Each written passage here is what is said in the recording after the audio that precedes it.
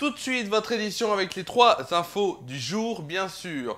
Ensuite, on aura bien sûr la météo, l'éphéméride, mais avant, bien sûr, de commencer cette édition et de faire les titres, vous savez, il y a le générique.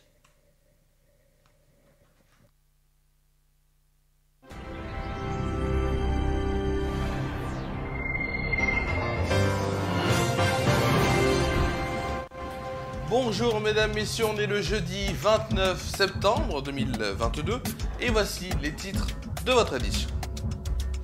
On parlera de la réforme des retraites avec Emmanuel Macron qui n'exclut pas de dissoudre l'Assemblée nationale en cas de motion de censure contre le gouvernement.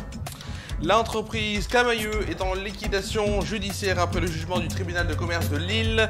On verra ensemble que faut-il faire si vous êtes client de Camaïeu. On verra qu'en Drôme, il y a le retour dans 2 semaines de la braderie vintage de Romans-sur-Isère. On a aussi en Martinique, on parlera de la fracture numérique qui s'installe avec la dématérialisation. La météo et l'éphéméride de demain en fin d'édition. On est le jeudi 29 septembre 2022.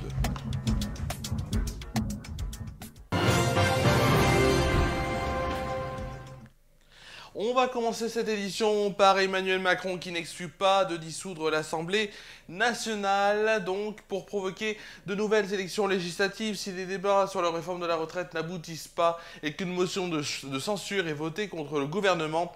On a appris ça aujourd'hui donc, et c'est France Info qui l'a donc sorti auprès donc de participants au dîner de travail de la majorité organisé à l'Élysée mercredi soir. L'hypothèse de la dissolution a été confirmée par le ministre du Travail, Olivier Dussopt, ce jeudi matin. Si toutes les oppositions se coalisent pour adopter une motion de censure et faire tomber le gouvernement, Emmanuel Macron s'en remettrait aux Français et les Français donc trancheraient et dirait quelle est la nouvelle majorité qu'ils veulent. À l'issue de cette réunion entre les ministres concernés par le dossier des retraites et les responsables des composantes de la majorité, la première ministre a annoncé le lancement dès la semaine prochaine d'une nouvelle concertation sur la future réforme, alors qu'une journée de mobilisation donc, a été prévue ce jeudi à l'appel bien sûr de plusieurs syndicats. Cette nouvelle concertation avec les partis politiques et les partenaires sociaux sera menée sur la base des promesses de campagne électorale d'Emmanuel Macron, à savoir le recul de l'âge de départ à la retraite à 65 ans en 2031. Les discussions porteront ainsi sur les fins de régimes spéciaux, la retraite minimale à 1 000 € ou la question des carrières longues et de la pénibilité.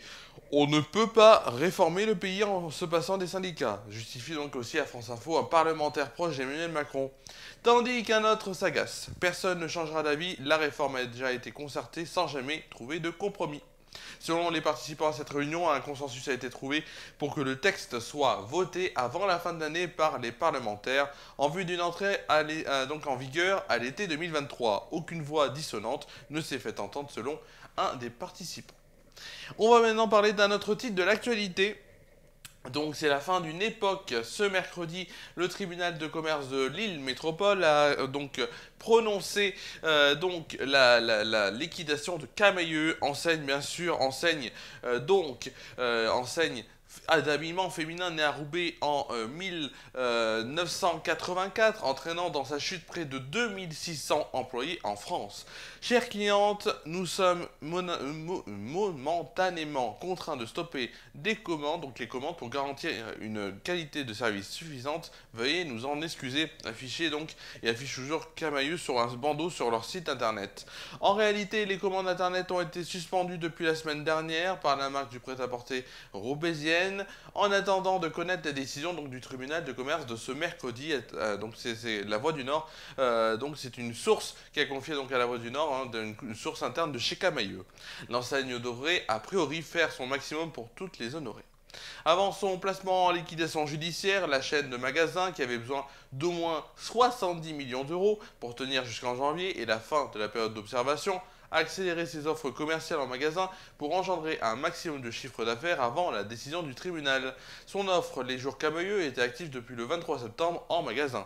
La chaîne de magasins continuera également de proposer en boutique son offre Les Jours Camaïeu qui donne droit à des réductions allant jusqu'à moins 40% sur une sélection d'articles en magasin jusqu'à samedi soir, date de la fermeture définitive des boutiques, nous indique encore cette source interne. Quid donc d'une restriction supplémentaire ? Ce mercredi, les employés d'un magasin de la métropole lilloise n'avaient pas eu vent d'une offre supplémentaire dans les boutiques d'ici à la fermeture définitive. Alors, maintenant, on va passer à une autre actualité avant d'aller en Martinique. Une actualité locale. Devant le succès remporté par les éditions précédentes, la ville de Romans a souhaité donc reconduire cette opération. Donc, ce sera les 14, 15 et 16 octobre prochains. Mais vous allez me dire, ça sera quoi? Et bien, ce sera donc une brocante, une sorte d'événement vintage. Pourquoi? Le vintage qui continue donc à faire recette, on le sait depuis très longtemps, toujours très en vogue. Il offre en effet un large champ de possibilités des produits vendus aux animations. Cette braderie donc qui associera les commerçants romanais s'inscrit dans le cadre de sa politique de redynamisation du centre-ville et d'attractivité, d'où la forte implication de la collectivité. Une implication qui se traduit notamment par un investissement à hauteur de 15 000 € dans l'événement et dans l'organisation donc et dans la communication de l'événement. Il est très attendu tant des visiteurs particulièrement friands de ce genre d'événement que des commerçants pour lesquels il représente avec 10 000 visiteurs sur 3 jours autant de clients potentiels. La thématique choisie pour cette 5e édition, c'est US Route 66, et particulièrement donc porteuse, la mythique Route 66 faisant toujours autant rêver. Explique donc d'une même voix, c'est Amanda Clouseau, adjointe au maire, déléguée à la dynamique de centre-ville, et Anthony Courbon.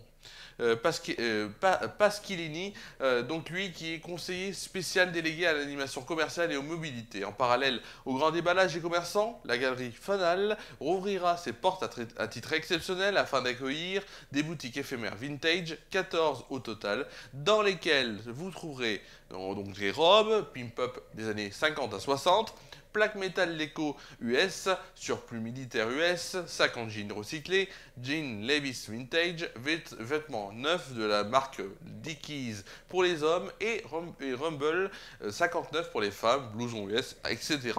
Ainsi qu'un atelier de relooking façon star d'Hollywood et un studio photo pour immortaliser votre métamorphose. Organisé sur 3 jours, soit les vendredis 14, samedi 15 et dimanche 16 octobre.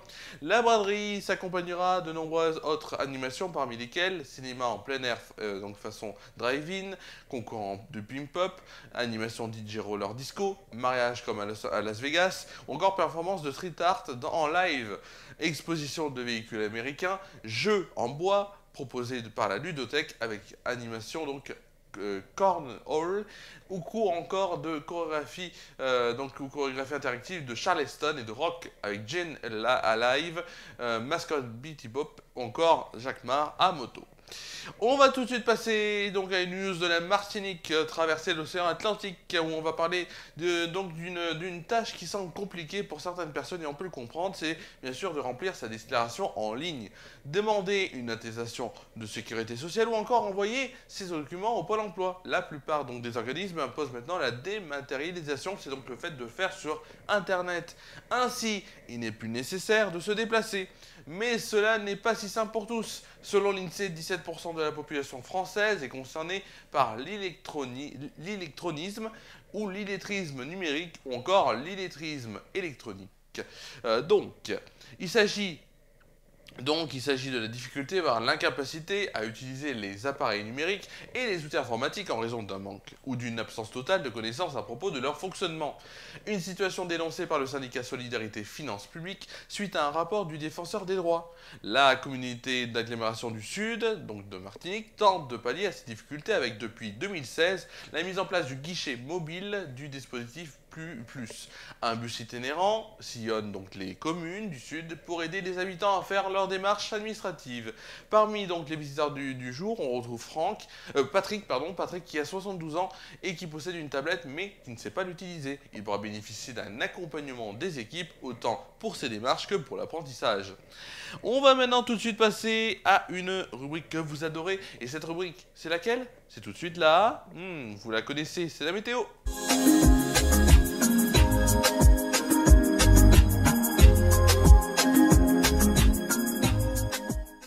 La météo donc, avec demain matin au programme se retournant sur Rhône des éclaircies qui seront présentes pour une température de 12 degrés de moyenne. Demain après-midi, c'est quoi qui sera présent? C'est les éclaircies toujours là. Eh oui, les éclaircies seront toujours là. 16 degrés de moyenne, 17 degrés au meilleur de la journée.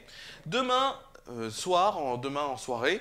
Et vous allez me dire, c'est les étincelles encore qui nous concluront cette belle journée. Donc, pas de pluie à l'horizon pour l'instant. Il fera 13 degrés de moyenne. Tout de suite, la météo de la France métropolitaine. Regardez, demain matin, ouh là là, demain matin, il va faire quel temps? Et bien, regardez le temps pour demain matin. Je vais juste peut-être grandir l'image pour vous hein, qui êtes chez vous. Donc, l'image pour vous. La météo de demain matin si j'y arrive et on va y passer dans quelques instants. Alors voilà, la météo de demain matin. Donc, le temps redevient calme et sec sur la majeure partie du pays. Des bords de brouillard sont présents par endroits. Au lever du jour, sur une large moitié nord, quelques averses concernent donc encore le Pays Basque et la Corse. La fraîcheur est marquée du nord au centre. Côté température, il fera 3 degrés, 4 degrés même. 4 degrés à 3 à Orléans et Aurillac, 5 degrés à Lille, Rouen, Paris, Rennes et Nantes, 8 degrés à Strasbourg et Bordeaux, 9 degrés à Cherbourg et Lyon, 13 degrés à Biarritz et Montpellier, 14 degrés à Perpignan et Marseille. Pour le plus froid, il fera 2 degrés à Charleville-Mézières et pour le plus chaud, 16 degrés à Nice et Ajaccio. Demain après-midi, de belles éclaircies se développent donc sur les 3 quarts du pays. 3 quarts du pays, avec le retour d'une certaine douceur. Le ciel se charge près de la Manche à l'approche d'une perturbation. De l'instabilité concerne l'extrême sud-est avec des averses à caractère orageux. Côté température, il fera 15 degrés à Charleville-Mézières, Dijon, Limoges et Lyon, 16 degrés à Brest, Cherbourg, Strasbourg et Montélimar, 17 degrés à Lille, Rouen, Rennes, Orléans, Nantes. Ah oui, j'ai pas mis la carte de l'après-midi, c'est ça? Oui, j'ai pas mis la carte de l'après-midi, excusez-moi. Donc regardez la carte de l'après-midi si vous avez des choses à voir. Donc je disais, pour les températures de demain après-midi, donc j'en étais à 17 degrés à Lille, Rouen, Rennes, Orléans, Nantes, La Rochelle, Biarritz et Toulouse, 18 degrés à Paris, 19 degrés à Bordeaux, Perpignan, Marseille et Ajaccio.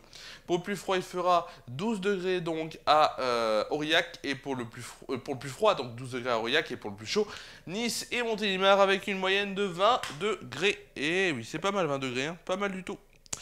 Alors, on fêtera bien sûr demain la Saint-Jérôme, donc bonne fête au Jérôme. Le soleil se lèvera à 7h48 et se couchera à 19h31. On perdra ainsi 4 minutes de soleil.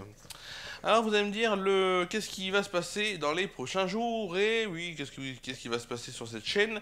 Demain, pas d'émission, puisque je travaille, je vous le rappelle. Donc demain, pas d'émission. On se retrouvera bien sûr pour notre part samedi, pour Samedi Détente, qui sera de retour pour une nouvelle émission à 19h en inédit. Et FR News, donc foot, le direct. Bien sûr, avec l'avant-match dans une soirée spéciale Lens-Lyon, ce sera dimanche à partir de 20h30 et FR News Foot. Donc l'émission sera, elle, à lundi à 19h en inédit. Merci à vous, merci à vous d'avoir suivi cette émission. On se retrouve pour notre part donc samedi sur FR News dans Samedi Détente. Je vous souhaite de passer une très bonne soirée, une très bonne nuit. Prenez soin de vous et de vos proches et on se dit à samedi.